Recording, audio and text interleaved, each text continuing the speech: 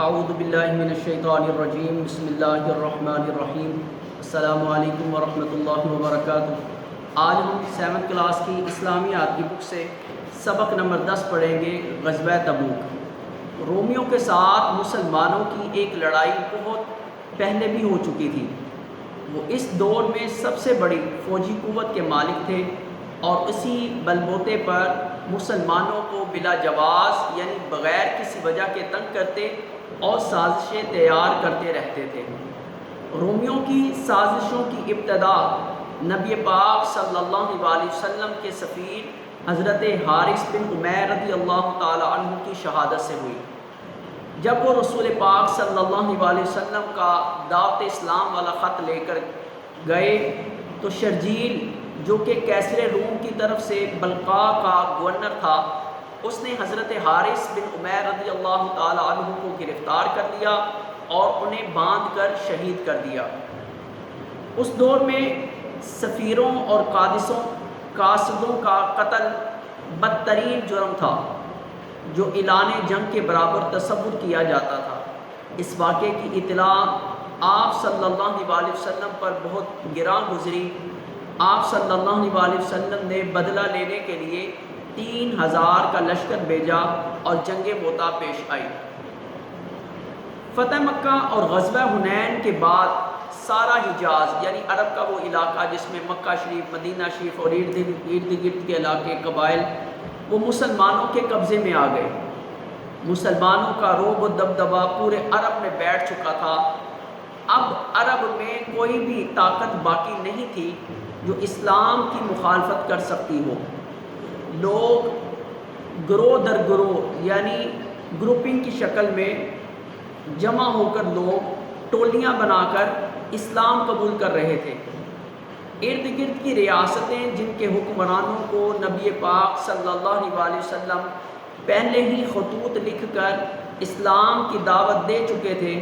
جنہوں نے اسلام قبول نہیں کیا تھا، وہ مسلمانوں کی اس بڑھتی ہوئی طاقت سے خوف زدہ تھے۔ یعنی کہ اس بات کا ان کو اندیشہ تھا، اس بات کا خوف تھا کہ مسلمان آہستہ آہستہ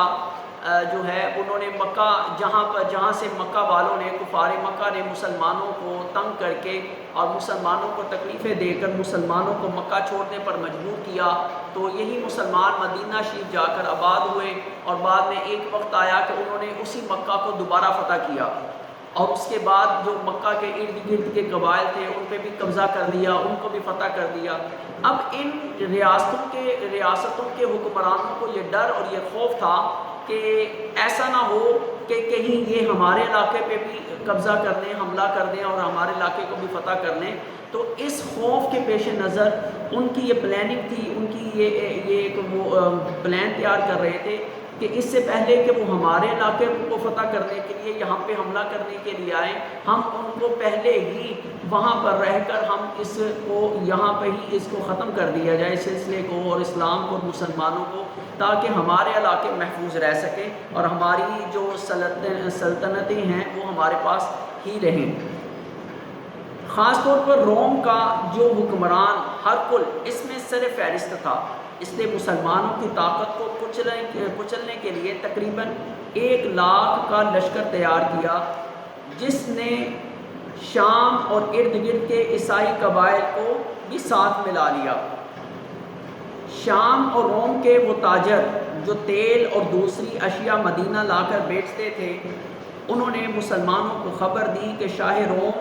ہرقل فوج کے ساتھ مدینہ پر حملے کی تیاری کر رہا ہے۔ جب نبی اکرم صلی اللہ علیہ وسلم کو اس بات کی اطلاع ملی تو آپ صلی اللہ علیہ وسلم نے شاہ روم کا مقابلہ کرنے کا فیصلہ کیا۔ آپ صلی اللہ علیہ وسلم نے رومیوں کے خلاف جنگ لڑنے کے لیے صحابہ اکرام کو جہاد کی تیاری کا حکم دیا۔ رسول پاک صلی اللہ علیہ وسلم کا یہ معمول رہا اور یہ آپ صلی اللہ علیہ وسلم کا طریقہ رہا کہ جب آپ صلی اللہ علیہ وسلم کو معلوم ہوتا، پتہ چلتا کہ کچھ لوگ یا کوئی قوم یا کوئی قبیلہ جو ہے وہ مسلمانوں پر اور جو ہے مسلمانوں کی ریاست پر حملہ کرنے والی ہے، تو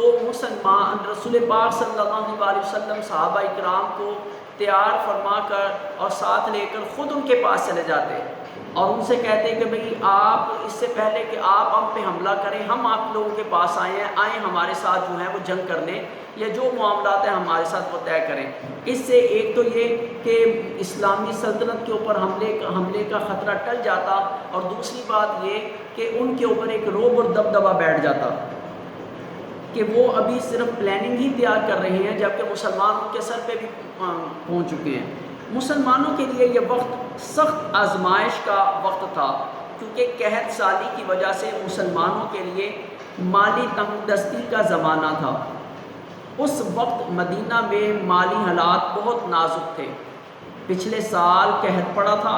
جس کے باعث کھانے پینے کی اشیاء کی قلت تھی، یعنی کھانے پینے کی اشیاء بالکل محدود تھی، بہت کم تھی۔ قحط پڑنے کی وجہ سے فصل بھی نہیں ہوئی، اور مسلمانوں کے پاس کھانے پینے کے جو اشیاء تھی، جو سامان تھا، وہ بھی بہت کم تھا۔ نئی فصل پک چکی تھی، اگر اسے کاٹنے میں دیر کی جاتی تو فصل کے تباہ ہونے کے امکانات تھے، اور مسلمان ابھی غزوہ حنین سے واپس آئے تھے، انہیں آرام کی بھی ضرورت تھی۔ بارش نہ ہونے کے باعث شدید گرمی کا موسم تھا، اور صحرا کا سفر کرنا انتہائی مشکل تھا۔ منافقین نے لوگوں کو لمبے سفر کی تکالیف سے اور پھر رومی فوج کی تعداد سے ڈرانے اور اہل ایمان میں تفرقہ بازی کرنے کی بھرپور کوشش کی۔ منافقین نے وہ کبھی کسی کے پاس جاتے، کبھی کسی کے پاس جاتے اور جا کے کہتے کہ جناب یہ آپ کو کیا ہو گیا، ابھی آپ وہ جنگ سے واپس آئے ہیں، آپ تھکے ہوئے ہیں اور آپ کو آرام کی ضرورت ہے، آپ پھر سفر کے لیے جا رہے ہیں، اور آپ کو پتہ ہے وہ سفر کتنا لمبا ہے، 500 میل وہ سفر ہے، وہ آپ نے کرنا ہے، اور آپ کی جو فصل ہے وہ بھی پک چکی ہے۔ پچھلے سال وہ قحط سالی کی وجہ سے فصل نہیں ہوئی، اور اس مرتبہ جو وہ کھجوریں پک چکی ہیں، فصل تیار ہے، اگر آپ وہاں پر جہاد کے لیے چلے گئے تو پیچھے آپ کی وہ کھجوریں جو ہیں وہ ضائع ہو جائیں گی، وہ خراب ہو جائیں گی، اور اتنا لمبا سفر طے کر کے جب آپ وہاں پہ پہنچیں گے تو دنیا کی سپر پاور، اس ٹائم جیسے آج امریکہ ہے، اس دور میں سپر پاور ایران تھا، روم تھا، تو اس دنیا کی بڑی فوجی طاقت سے آپ کیسے مقابلہ کر سکو گے؟ کیا ہو گیا آپ کو؟ آپ کی کس طرح کی آپ کی سوچ ہے؟ یہ چھوٹے چھوٹے قبیلوں کے ساتھ، چھوٹے چھوٹے لوگوں کے ساتھ اور چھوٹی چھوٹی تعداد کے ساتھ تو آپ لڑ چکے ہیں، لیکن اتنی بڑی فوج، 1,00,000 وہ فوجی تیار کیے ہوئے ہیں انہوں نے آپ کے ساتھ جنگ کرنے کے لیے، تو آپ ان کے ساتھ کیسے لڑ سکتے ہیں؟ تو ایسی باتیں کر کے انہوں نے مسلمانوں میں تفرقہ بازی ڈالنے کی اور مسلمانوں کو ڈرانے دھمکانے کی کوشش کی، لیکن وہ ناکام رہے۔ ان تمام مشکلات و مصائب کے باوجود نبی اکرم صلی اللہ علیہ وسلم اور صحابہ اکرام نے جہاد کی تیاری جاری رکھی، اور تقریباً 30,000 افراد جہاد کے لیے تیار ہو گئے۔ اب 30,000 افراد جہاد کے لیے تیار تو ہو گئے، لیکن اتنا لمبا سفر کرنا ہے، جہاد کی تیاری کے لیے راستے کے لیے زیادہ راہ بھی چاہیے، اس کے بعد وہاں کے جو ہے وہ اسلحہ بھی چاہیے، پھر گھر میں جو عورتیں اور بچے رہ جائیں گے ان کے کھانے پینے کا سامان بھی چاہیے، تو یہ ایک بہت بڑا ٹارگٹ تھا۔ تو ان افراد کی سواری اور خوراک کے لیے بے پناہ دولت کی ضرورت تھی، کیونکہ اسلامی لشکر مدینہ سے 500 میل دور روم کی سرحد تبوک کی طرف جا رہا تھا۔ آپ صلی اللہ علیہ وسلم نے صحابہ اکرام سے فرمایا، آج اسلام کو تمہارے مال اور جان کی ضرورت ہے۔ چنانچہ مسلمانوں نے اپنے نبی پاک صلی اللہ علیہ وسلم کی پکار پر قربانی اور مال خرچ کرنے کے ایسے نمونے پیش کیے کہ تاریخ انسانی قیامت تک ایسی مثالیں پیش کرنے سے قاصر رہے گی۔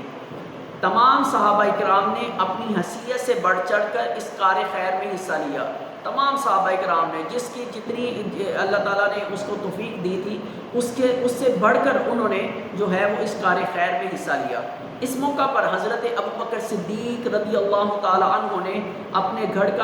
کا سارا سامان پیش کر دیا، یہاں تک کہ اپنا لباس جو ہے وہ بھی اتار کر دے دیا، اور خود جو ہے وہ ایک بوریا یا ایک ٹاٹ کا لباس جو ہے وہ اوپر وہ اس کو اوڑھ کر اور وہاں کانٹوں کے ساتھ وہ اس کو جوڑ دیا، جیسے ہم بٹن کے ساتھ اپنا لباس بند کرتے ہیں۔ تو اس طرح کے گھر میں کوئی سوئی بھی نہیں چھوڑی، کوئی چیز نہیں چھوڑی، اور علماء حضرات بیان فرماتے ہیں کہ گھر کی دیواروں کے ساتھ ہاتھ پھیر کر انہوں نے چیک کیا کہ کہیں کوئی چیز تو نہیں لگی رہ گئی، سارا کچھ لے کر حضور اکرم صلی اللہ علیہ وسلم کی خدمت میں حاضر ہو گئی۔ تو نبی پاک صلی اللہ علیہ وسلم نے ان سے پوچھا اے ابو بکر گھر والوں کے لیے کیا چھوڑ کے آئے ہو؟ تو انہوں نے عرض کیا اللہ اور اس کا رسول صلی اللہ علیہ وسلم ہی ان کے لیے کافی ہیں۔ اس موقع پر حضرت جبرائیل علیہ السلام اللہ کے حکم سے نبی پاک صلی اللہ علیہ وسلم کے پاس تشریف لائے اور عرض کیا اللہ تعالیٰ نے حضرت ابو بکر صدیق رضی اللہ تعالیٰ عنہ کو سلام بھیجا ہے۔ اللہ تعالیٰ نے حضرت ابو بکر صدیق رضی اللہ تعالیٰ عنہ کو سلام بھیجا ہے۔ حضرت عمر فاروق رضی اللہ تعالیٰ عنہ نے اپنے گھر کا آدھا سامان جہاد کے لیے پیش کیا۔ حضرت عمر فاروق رضی اللہ تعالیٰ عنہ نے اپنے گھر کا سارا سامان نکالا اور آدھا سامان الگ کر کے اپنے گھر والوں کے لیے چھوڑ دیا اور آدھا سامان لے کر حضور اکرم صلی اللہ علیہ وسلم کی خدمت میں حاضر ہو گئے۔ حضرت عثمان غنی رضی اللہ تعالیٰ عنہ آپ نے 900 اونٹ، 100 گھوڑے، 200 اوقیہ چاندی، 200 اوقیہ چاندی جو ہے آج کے دور میں اگر اس کو کنورٹ کیا جائے تو 2.5 من چاندی یعنی 100 کلو چاندی اور 35 کلو سونے کے سکے آپ صلی اللہ علیہ وسلم کی خدمت میں پیش کیے۔ حضرت عبد الرحمن بن عوف رضی اللہ تعالی عنہ نے 4000 درہم اللہ کی راہ میں دیے۔ حضرت عاصم بن عدی رضی اللہ تعالی عنہ نے 1000 کلو 1000 کلو کھجوریں اللہ کی راہ میں پیش کی۔ حضرت عقیل انصاری رضی اللہ تعالی عنہ ایک غریب صحابی تھے، ان کے پاس دینے کے لیے کچھ نہیں تھا، لیکن چونکہ شوق تھا رسول پاک صلی اللہ علیہ وسلم کی بارگاہ میں جو بھی کوئی سامان لے کر آتا یا کچھ ہدیہ پیش کرتا تو رسول پاک صلی اللہ علیہ وسلم خوش ہو کر اور اس کا تحفہ اور اس کا ہدیہ قبول فرماتے اور اس کی خدمت قبول فرماتے اور ساتھ ساتھ میں اس کو دعاؤں سے نوازتے۔ تو حضرت عقیل انصاری رضی اللہ تعالیٰ عنہ ایک غریب صحابی تھے، ان کے پاس کچھ نہیں تھا، لیکن یہ بھی وہ برکت یہ سعادت حاصل کرنا چاہتے تھے، تو انہوں نے رات بھر ایک یہودی کی مزدوری کی۔ یہودی کے پاس گئے، اس کو کہا میں مزدوری کرنا چاہتا ہوں۔ اس نے کہا پھر ایسا ہے کہ یہ کنواں ہے، یہاں سے کنویں سے پانی نکال کر یہ میرے باغ کا لگاؤ اور صبح میں اتنی کھجوریں آپ کو دوں گا۔ تو آپ نے رات بھر یہودی کی مزدوری کی اور معاوضے میں ملنے والی چند کلو کھجوریں نبی اکرم صلی اللہ علیہ وسلم کی خدمت میں پیش کر دی۔ حضور اکرم صلی اللہ علیہ وسلم کو ان رسول پاک صلی اللہ علیہ وسلم ان کھجوروں کو اتنا پسند فرمایا آپ صلی اللہ علیہ وسلم نے کہ حکم دیا کہ ان کھجوروں کو تمام سامان پر بکھیر دو، کیونکہ یہ ساری رات کی کمائی تھی اور انتہائی خلوص کے ساتھ محبت کے ساتھ یہ اکٹھی کی تھی، چند کھجوریں تھیں۔ کیونکہ علماء حضرات بتاتے ہیں کہ وہ جب چند کھجوریں لے کر آئے نا تو چونکہ اس ٹائم حضرت ابوبکر صدیق رضی اللہ تعالیٰ عنہ اور سارے گھر کا سامان لے آئے، حضرت عمر فاروق رضی اللہ تعالیٰ عنہ جو ہیں وہ اپنے گھر کا آدھا سامان لے آئے، حضرت عثمان غنی رضی اللہ تعالیٰ عنہ نے 900 اونٹ، 100 گھوڑے،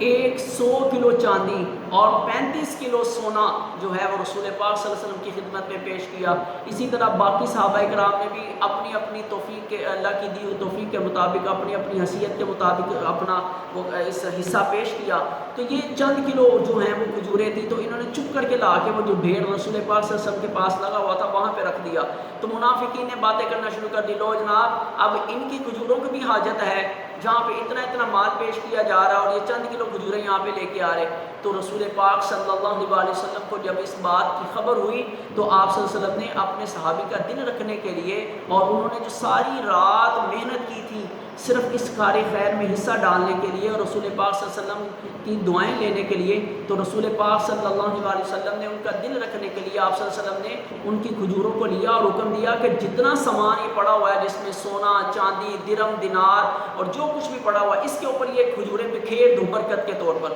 جیسے ہمارے گھروں میں بھی وہ ہمارے جو ہیں وہ گھر والی جو والدہ ہیں یا ہمارے گھر میں جو باجی ہیں وہ جب وہ کچھ کو میٹھا بناتی ہیں،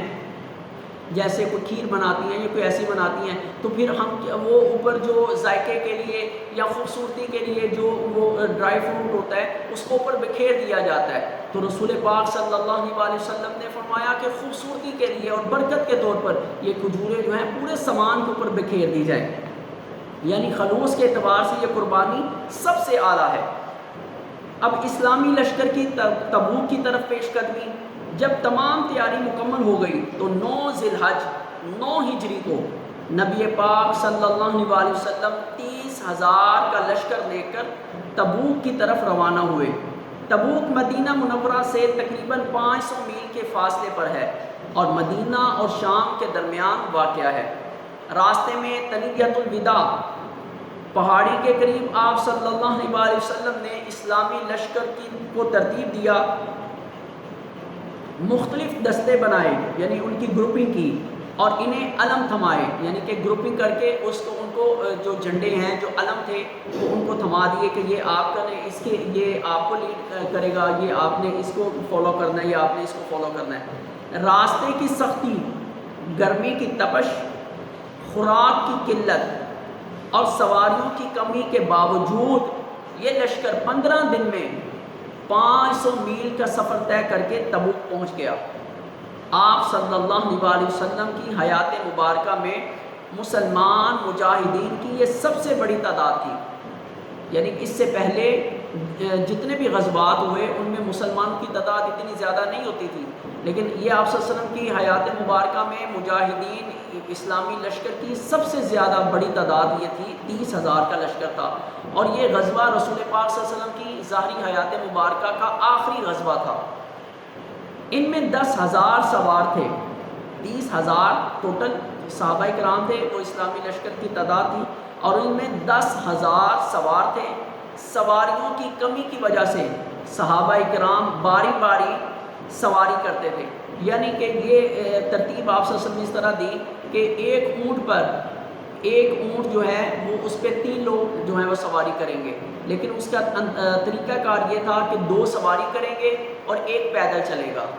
اور ایک فاصلہ طے جو ہے وہ مقرر کر دیا، اس نے فاصلے کے بعد ایک بندہ نیچے آئے گا، نیچے والا اوپر جائے گا، پھر اتنے فاصلے کے بعد اوپر والا جو پہلے والا تھا وہ نیچے آئے گا، دوسرے والا اوپر جائے گا، تو اس طریقے سے 3 بندے جو ہیں وہ باری باری سواری کریں گے ایک اونٹ پہ۔ اکثر صحابہ کرام نے یہ طویل سفر پیدل ہی طے کیا، سفر کی تمام تکالیف کو عزم و ہمت سے برداشت کیا، یعنی صبر و استقامت سے اس کو برداشت کیا تکالیف کو۔ سامان کی کمی اور سفر کی پریشانیوں کی وجہ سے اس غزوہ کو جیش الاسرا یعنی تنگی کا لشکر بھی کہا جاتا ہے۔ مسلمانوں کی جرت مندانہ پیش قدمی کے نتیجے میں رومی فوج اسلامی لشکر سے مقابلے کی ہمت نہ کر سکی، حالانکہ وہ 1 لاکھ تھے اور مسلمان جو تھے وہ 30,000 تھے، لیکن میں نے آپ سے پہلے بھی بتایا کہ مسلمان اس سے پہلے کہ وہ مسلمانوں پہ حملہ کریں، مسلمانوں کی طرف وہ پیش قدمی کریں، تو اس سے وہ ابھی تیاری میں ہوتے تھے، ابھی وہ پلاننگ کر رہے ہوتے تھے، ابھی وہ پلان تیار کر رہے ہوتے تھے کہ مسلمان خود ان کے پاس پہنچ جاتے تھے، تو اس طریقے سے ان کی جو ایک پلاننگ ہے وہ وہیں کی وہیں رہ جاتی تھی۔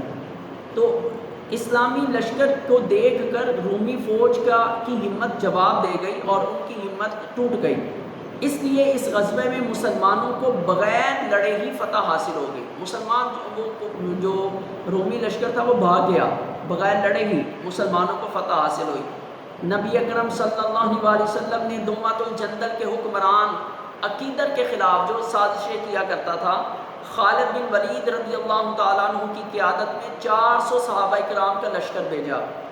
عقیدر شکست کھا کر گرفتار ہوا اور نبی پاک صلی اللہ علیہ وسلم کی بارگاہ میں آ کر اس نے معافی مانگ لی۔ تقریباً 20 دن تک تبوک میں قیام کے بعد اسلامی لشکر جو ہے وہ کامیاب و کامران مدینہ واپس پہنچا۔ 15 دن جانے میں، 15 دن آنے میں اور 20 دن وہاں پر قیام کیا اسلامی لشکر نے۔ جب اسلامی لشکر کی واپسی کی خبر مدینہ منورہ پہنچی تو عورتیں، بچے اور بچیاں گھروں سے نکل آئیں، جو پیچھے رہ گئے تھے وہ گھروں سے باہر نکل آئے، اور آپ صلی اللہ علیہ وسلم کا اسی طرح والہانہ استقبال کیا جس طرح ہجرت مدینہ کے موقع پر کیا تھا، اور حضور اکرم صلی اللہ علیہ وسلم کی مدح میں اشعار پڑھے: طلع البدر علینا من ثنیۃ الوداع وجب الشکر علینا ما دعا للہ داعی۔ اب اس کے بعد ہے نتائج و اثرات۔ یہ غزوہ یعنی غزوہ تبوک مسلمانوں کی بڑی اہم فتح ثابت ہوا، اس کے درج ذیل نتائج برآمد ہوئے۔ مسلمانوں نے مالی قربانیوں کے ذریعے ایسی مثالیں قائم کی کہ تاریخ میں اس جیسی اور مثال نہیں ملتی۔ آج بھی جب ہم پڑھتے ہیں کہ مسلمانوں نے نبی پاک صلی اللہ علیہ وسلم کے حکم پر اور آپ صلی اللہ علیہ وسلم کی فرمان پر کس طرح قربانی پیش کی، تو ہم سن کر پڑھ کر حیران رہ جاتے ہیں کہ اتنا زیادہ جذبہ اور اتنی زیادہ محبت کہ 900 اونٹ حضرت عثمان غنی رضی اللہ تعالیٰ عنہ نے 900 اونٹ رسول پاک صلی اللہ علیہ وسلم کی خدمت میں پیش کر دیے۔ آج یہ کچھ دن پہلے قربانی ہوئی تو ایک نارمل قسم کا جو اونٹ ہے وہ 2 لاکھ سے کم نہیں ملا، ایک اونٹ 2 لاکھ سے کم نہیں ملا، تو حضرت عثمان غنی رضی اللہ تعالیٰ عنہ نے 900 اونٹ آپ صلی اللہ علیہ وسلم کی خدمت میں پیش کیے۔ 100 گھوڑے بما ساز و سامان اور 200 اوقیہ چاندی یعنی 100 کلو چاندی، 100 کلو چاندی ڈائمنڈ اور 35 کلو سونے کے سکے، 35 کلو سونا۔ یہ تو صرف حضرت عثمان غنی رضی اللہ تعالیٰ عنہ کی ایک خدمت ہے جو انہوں نے رسول پاک صلی اللہ علیہ وسلم کی خدمت میں پیش کیا جو مال۔ باقی صحابہ کرام نے بھی، آپ کو میں نے تھوڑا سا بتایا کہ بڑھ چڑھ کر انہوں نے خدمت میں آپ صلی اللہ علیہ وسلم کی خدمت میں حصہ پیش کیا۔ تو ایسی مثالیں قائم کی کہ دنیا قیامت تک صحابہ کرام کی قربانی کی مثال پیش نہیں کر سکے گی۔ مسلمانوں نے نبی اکرم صلی اللہ علیہ وسلم کی اطاعت و اتباع کرتے ہوئے ثابت کیا کہ وہ ہر حال میں نبی پاک صلی اللہ علیہ وسلم کے ساتھ ہیں اور آپ صلی اللہ علیہ وسلم کے حکم پر بڑی سے بڑی قربانی دے سکتے ہیں۔ یعنی کہ دیکھیں نا آپ کہ غزوہ حنین سے ابھی واپس آئے ہیں، ابھی زخم تازہ ہیں، زخم ابھی وہ ٹھیک نہیں ہوئے، تھکے ہوئے ہیں، آرام کی ضرورت ہے، لیکن نبی پاک صلی اللہ علیہ وسلم نے فرمایا تو پرواہ ہی نہیں کی۔ پچھلے سال قحط پڑا تھا، فصل ہوئی نہیں، اور اس مرتبہ پانی کی بھی قلت ہے، کھانے پینے کے اناج کی بھی قلت ہے۔ اس مرتبہ جو ہے وہ فصل پک چکی ہے اور کچھ دنوں تک وہ ہے وہ کھجوریں اتار لی جائیں گی، جس کو بیچنے کے لیے بھی جو کام آئیں گی اور اپنے کھانے کے لیے بھی کام آئیں گی۔ لیکن حکم ہوا کہ کھجوریں نہیں اتارنی، جنگ کے لیے جانا ہے۔ صحابہ کرام نے لبیک کہا اور چل پڑے۔ اس کے بعد اتنا لمبا سفر، 500 میل کا سفر جو ہے وہ طے کرنا ہے۔ کوئی بات نہیں، چلیں گے۔ پھر گرمی، انتہا کی گرمی، صحرا کا علاقہ، کوئی بات نہیں، رسول پاک صلی اللہ علیہ وسلم کا حکم ہے جائیں گے۔ پھر دنیا کی سب سے بڑی فوجی طاقت کے ساتھ مقابلہ ہے، دنیا کی سب سے بڑی فوجی طاقت کے ساتھ مقابلہ ہے، کوئی بات نہیں، رسول پاک صلی اللہ علیہ وسلم کا حکم ہے۔ تو صحابہ کرام نے لبیک کہتے ہوئے فوراً تیار ہو گئے، اور آپ صلی اللہ علیہ وسلم نے جب حکم دیا، فرمایا کہ بھئی اسلام کو تمہارے مال کی ضرورت ہے، تو صحابہ کرام نے دل کھول کر مال رسول پاک صلی اللہ علیہ وسلم کی خدمت میں پیش کیا۔ نمبر 2، نبی کریم صلی اللہ علیہ وسلم کی جنگی حکمت عملی نے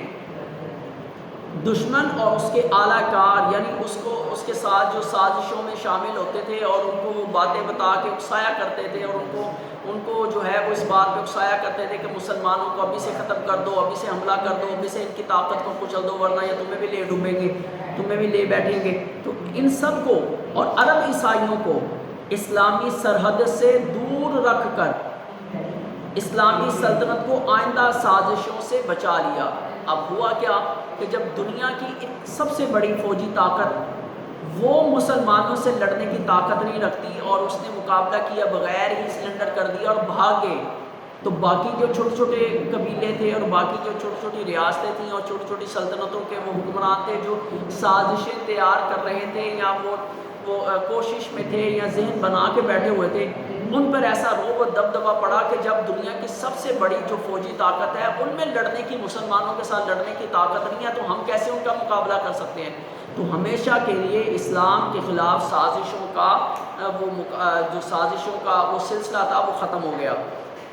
بہت سے سرحدی قبائل نے جزیہ دے کر مسلمانوں کی اطاعت قبول کر لی. انہوں نے کہا جناب ہم بھی اپنے آپ سے معافی چاہتے ہیں، آج کے بعد ہم آپ سے مقابلہ نہیں کریں گے یا ہم کوئی سازش نہیں کریں گے، ہم آپ سے معافی چاہتے ہیں، ہمیں ہمارے حال پہ چھوڑ دیں اور ہمیں اپنے علاقے میں رہنے کی اجازت دی جائے.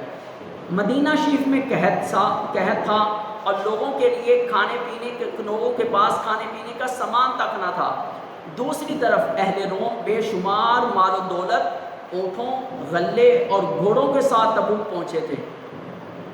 جب وہ میدان جنگ چھوڑ کر بھاگے تو یہ مال غنیمت مسلمانوں کے ہاتھ آیا. یوں مدینہ شریف کے قحط زدہ مسلمانوں کے لیے اللہ تعالیٰ نے غلے کا بندوبست کروایا اور مسلمانوں کو سبق ملا کہ اللہ تعالیٰ کس طرح اپنے بندوں کے لیے اسباب پیدا کرتا ہے. اسلامی سلطنت کی سرحدیں مزید پھیل گئیں. کئی قبائل اسلام کی حقانیت کو تسلیم کر کے مسلمان ہو گئے. مسلمانوں کی افرادی قوت میں اضافہ ہوا اور سرحدوں پر حملے کا خطرہ ٹل گیا. دنیا کی سب سے بڑی طاقت پر ایسا روک پڑا کہ وہ لڑے بغیر میدان جنگ چھوڑ کر بھاگ گئے. یہ تھے اس کے نتائج. دیکھیں کہ صرف رسول پاک صلی اللہ علیہ وسلم کی جنگی حکمت عملی یہ تھی کہ آپ صلی اللہ علیہ وسلم نے اتنے مشکل حالات میں جو جنگ کے لیے اور جہاد کا فیصلہ کیا تو اس کا نتیجہ کیا ہوا کہ ایک تو وہ بغیر لڑے بغیر جنگ کیے وہ بھاگ گئے. دوسرا یہ کہ ان کا جو مال و دولت، وہ اونٹ اور وہ جو ہے راشن اور وہ جو غلہ وغیرہ لے کر آئے تھے، مدینہ کے مسلمان جو ہیں وہ قحط کی وجہ سے ان کے پاس کھانے پینے کا سامان کم تھا تو یہ وہ جو چھوڑ کے بھاگے تو وہ سارا مسلمانوں کے ہاتھ لگ گیا. پھر دوسری بات یہ کہ جو روم تھا، اہل روم تھے، انہوں نے بھی ان کے اوپر بھی ایسا روب و دبدبا پڑا کہ وہ میدان جنگ چھوڑ کر بھاگے اور ان کے جو اعلیٰ کار تھے ان کو جو سازشوں میں شامل ہوا کرتے تھے اور ان کو جو اکسایا کرتے تھے مسلمانوں پہ حملے کے لیے، ان پر بھی ایسا رو پڑا کہ آئندہ سے انہوں نے سازشیں کرنے سے رک گئے اور وہ سازشیں کرنے سے باز آ گئے. اور مسلمانوں کی سلطنت جو تھی، جو اسلامی سلطنت تھی مدینہ شریف، وہ ہمیشہ کے لیے ان سازشوں سے اور ان دشمنوں سے جو محفوظ ہو گئی. اور اسلامی قوت جو اسلام کی مسلمانوں کی افرادی قوت تھی اس میں بھی اضافہ ہوا اور سرحدوں پر حملے کا خطرہ ہمیشہ کے لیے ٹل گیا. یہ تھا آج کا ہمارا سبق غزوہ تبوک. انشاءاللہ اگلا سبق انشاءاللہ اس کے ساتھ پھر حاضر ہوں گے. اپنی دعاؤں میں یاد رکھیے گا. اللہ حافظ.